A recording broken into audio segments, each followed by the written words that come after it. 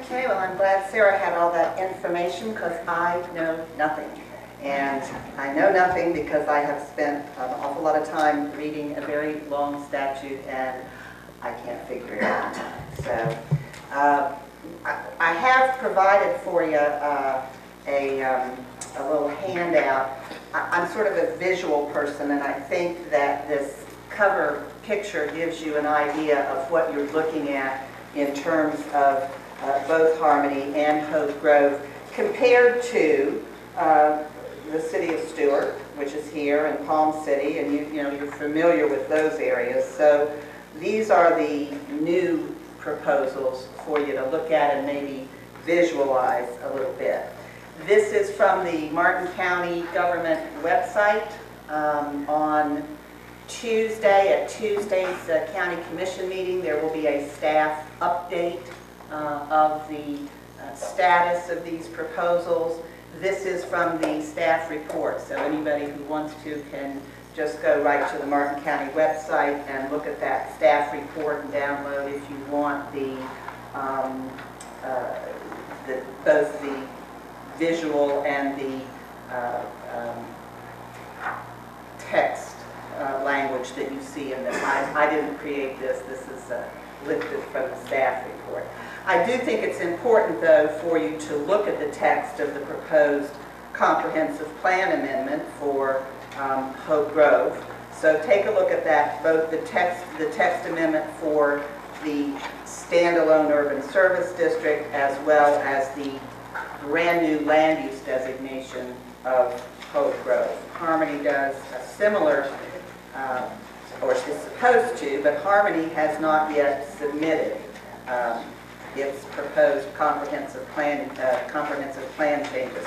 I do note that in the application, the development application that Harmony submitted, it does say that copies of proposed comprehensive plan amendments are provided under separate cover to Martin County Growth Management Department, Treasure Coast Regional Planning Council staff, and Florida Department of Community Affairs. They include a text amendment to revise the urban service district map, a text amendment creating a new land use category, a future land use map amendment, and another text amendment amending the capital improvement element. The problem is we haven't seen any of that, so I don't know exactly when Harmony is proposing to submit those. I will tell you that the one thing that does seem very clear to me from the statute, and I'm talking about Florida Statute 380.06, which is the statute which governs developments of regional impact, really says quite clearly that when filing the application for development approval, the developer must include a written request for comprehensive plan amendments that will be necessitated by the development of regional impact. The request must include data and analysis upon which the applicable local government can determine whether to transmit the comprehensive plan amendment pursuant to section 163.3184. So I read that statute to say that the comprehensive plan amendment has to be submitted at the same time as the application for development approval, and Harmony does not appear to have done that. Hope Grove has.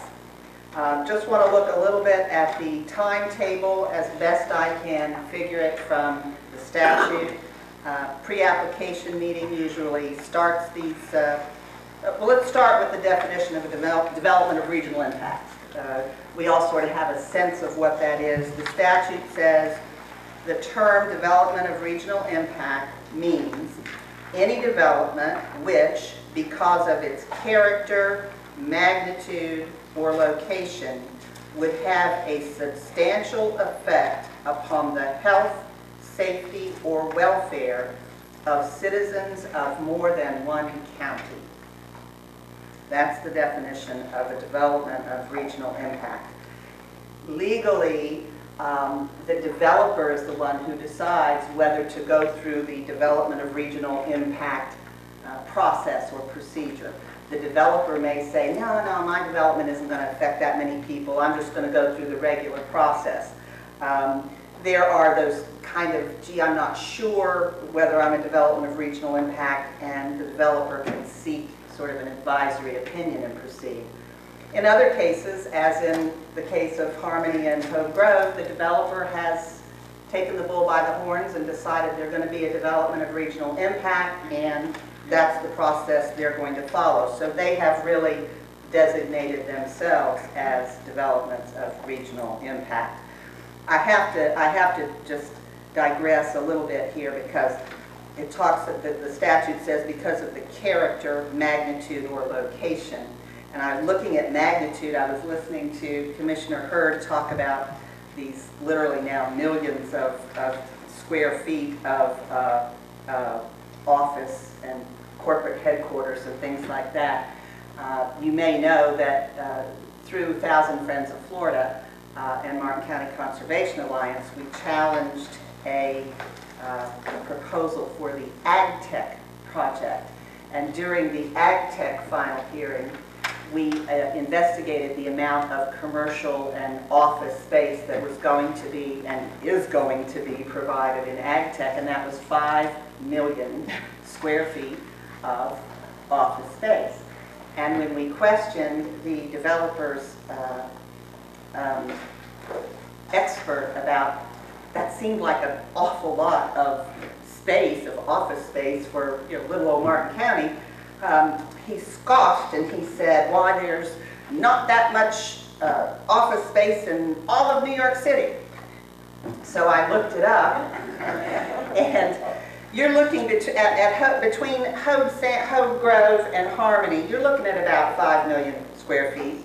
And I looked it up, and just so you can visualize the way I visualize, the Twin Towers, the old Twin Towers in New York City, combined had 5 million square feet of office space. So we're talking about 2 Twin Towers down here on the Ridge Road of office space, plus the 6 million in AgTech. So we better have a lot of offices. Back to my timeline, which I'm, I guess, really trying to avoid, because I don't know exactly how to figure it out. The pre-application meetings have been held. Those are an opportunity for the developer to sit down with Treasure Coast Regional Planning and other government folks and go over their plans. Then they submit their application for development approval. This was done in May and in June for each of these. The application is submitted first. It's supposed to be submitted simultaneously to the county and to Treasure Coast Regional Planning Council, but you may have read in the paper that Harmony got a little mixed up there and didn't pay their fees, I guess. So there was a problem with their submittal, but I guess finally got straightened out. The Treasure Coast Regional Planning Council takes a look at the initial application and issues a letter, which they refer to as the first sufficiency letter, that says, we have everything we need. Your application is sufficient for us to review it, or you don't. We need more information. And it's very common. In fact, it's very unusual for the first round to have full sufficiency. So in June, and I've given you the information in the handout, in I believe June 24th with respect to Hogue Grove, and on